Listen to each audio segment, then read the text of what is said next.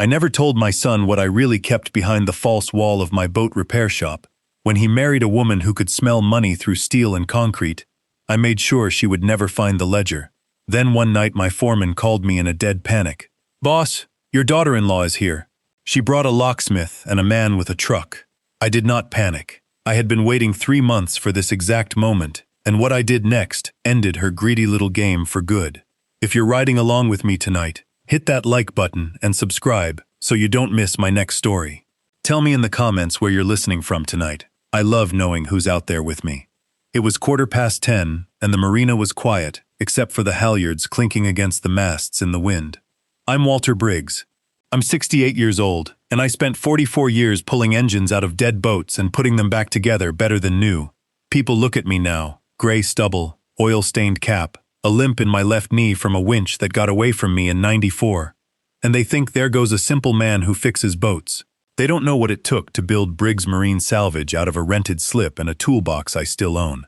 They don't know what a man learns about people after 40 years of watching who pays their bill on time and who disappears the moment it comes due. My phone buzzed on the counter. Not many people have that number. One of them is Ray Delgado, a former harbor patrol officer who's run my shop floor with total loyalty for 18 years. "Walt, it's happening," Ray said. "Vanessa's at the North Building. She's got a locksmith and a guy with a flatbed." I set down my coffee. "Is Danny with her?" "No, just her, the locksmith, and the driver.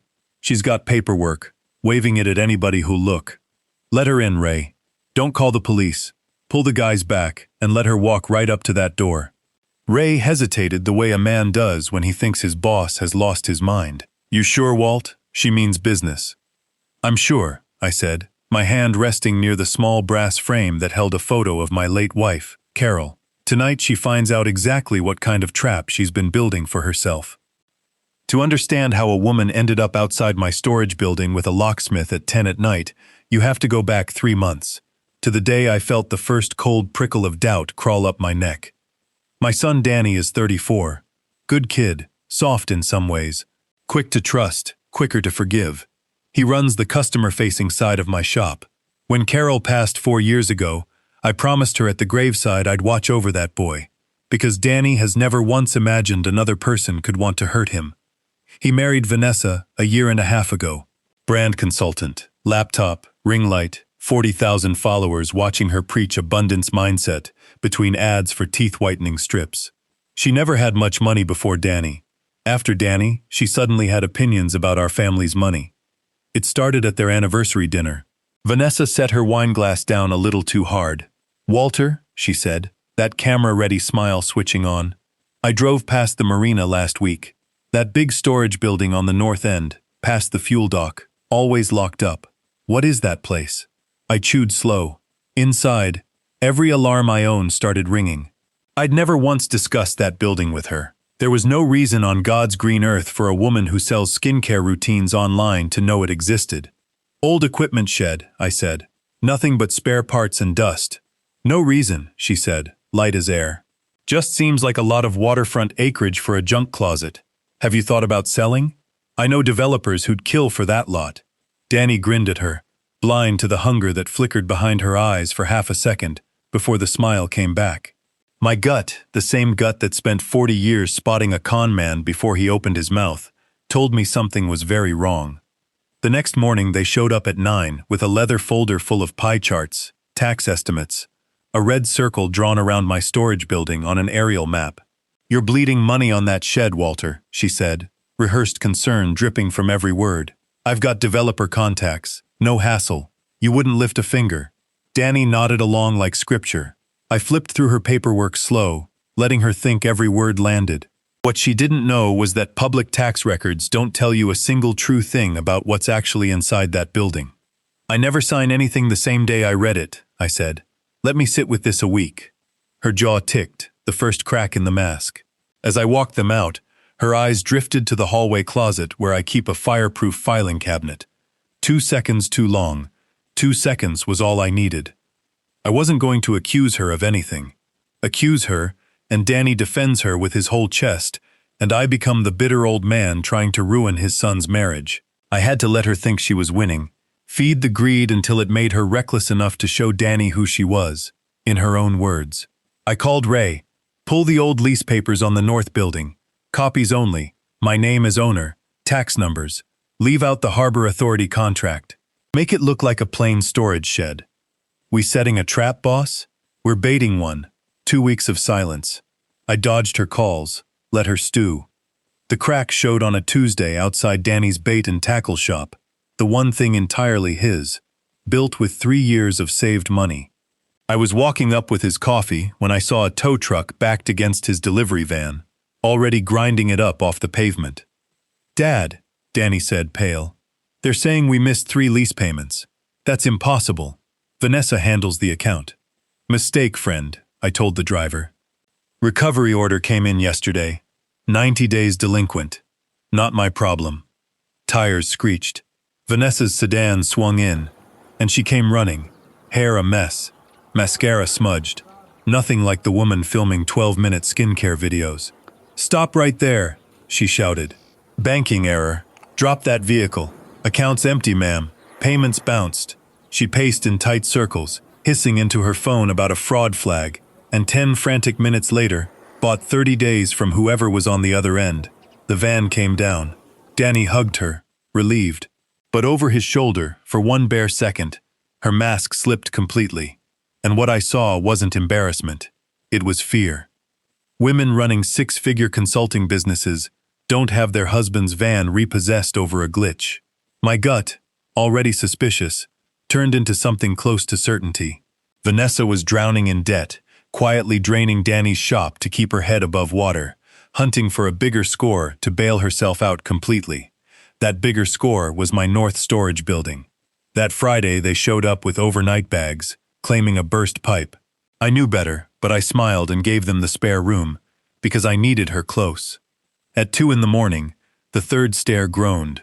Through the crack in my study door, I watched Vanessa kneeling in front of the filing cabinet, a pen light between her teeth, working the lock with a thin metal pick.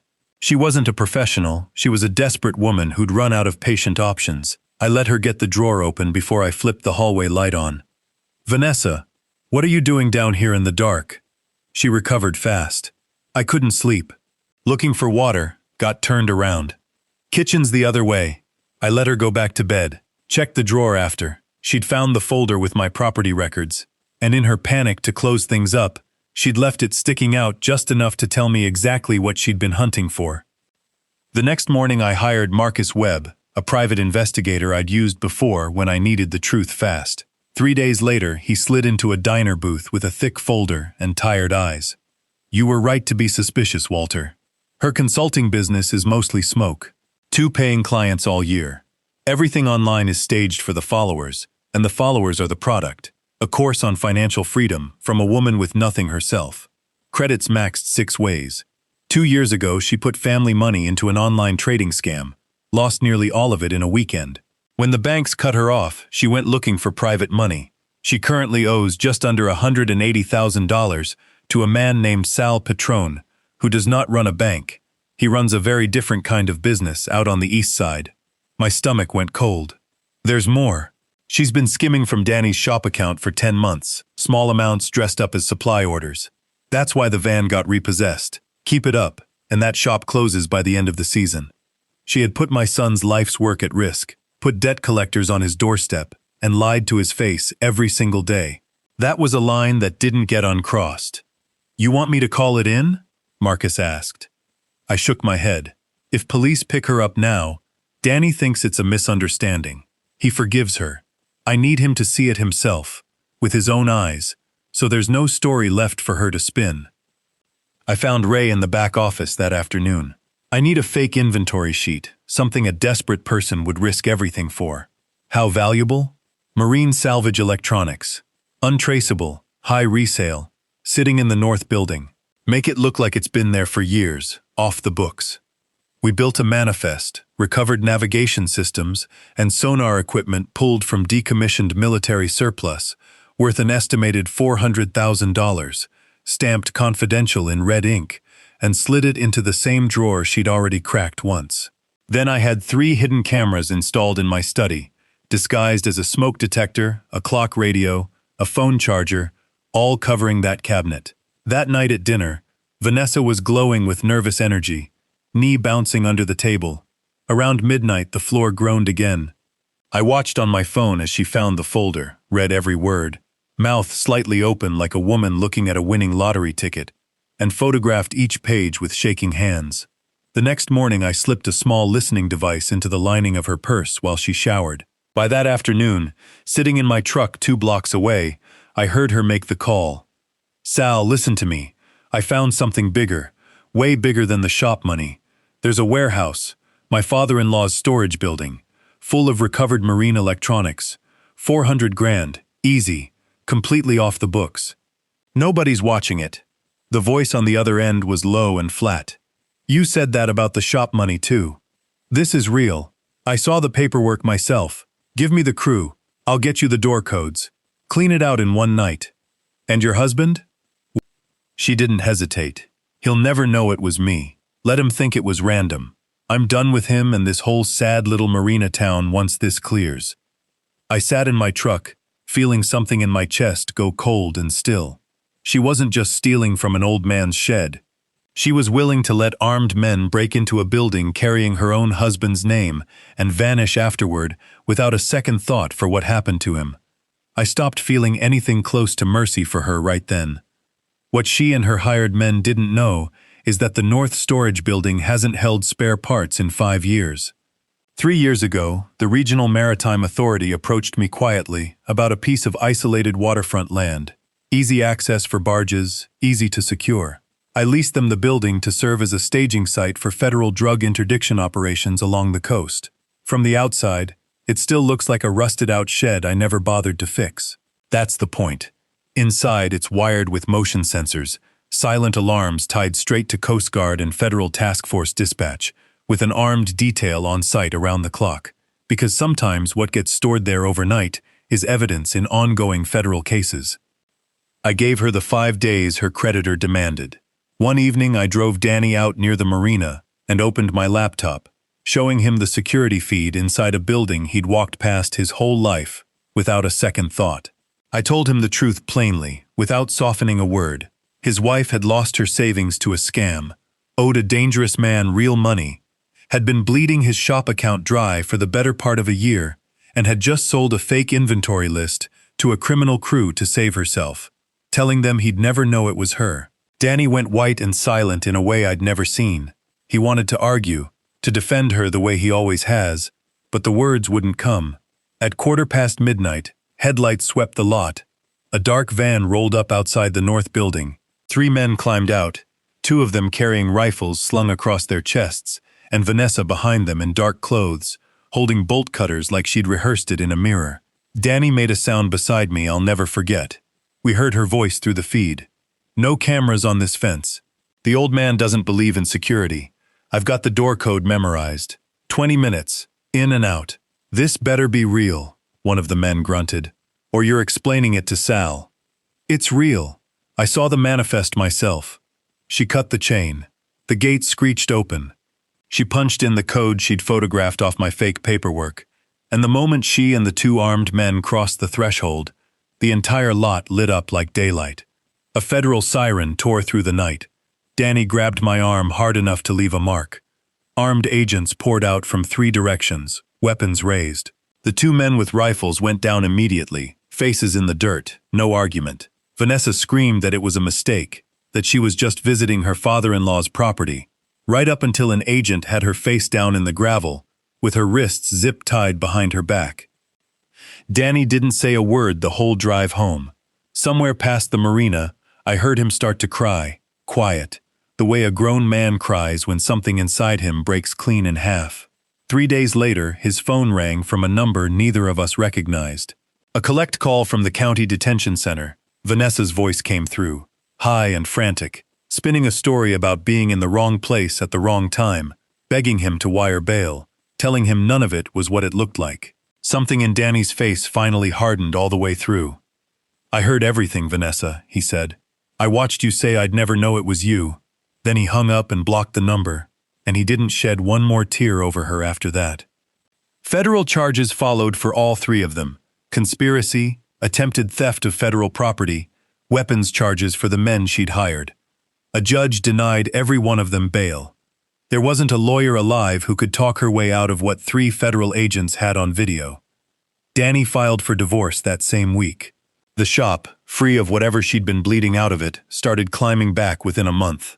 About 6 weeks later, I sat him down at Carol's old kitchen table and slid a small brass key across to him.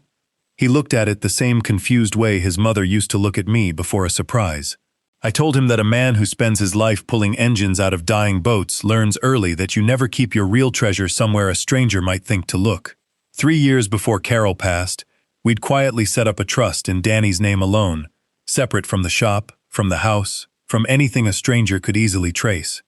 Vanessa had spent a year and a half hunting for a fortune hidden in a rusted storage shed, never once suspecting the real inheritance had been sitting untouchable in his name the entire time, because she never believed an old man in an oil-stained cap could outthink her. He hugged me the way he used to when he was 7 and scared of a thunderstorm. I held on and didn't let go for a good long while. That Sunday evening I sat on the dock behind the shop with a glass of bourbon, watching the last light go orange over the water, thinking about Carol, about the promise I made her at the graveside. I raised my glass to the water and said it out loud, just for her to hear. Greed always shows its true face eventually, if you're patient enough to wait for it. You can build the prettiest life on top of a lie, but sooner or later the foundation cracks, and everybody standing on it goes down with it.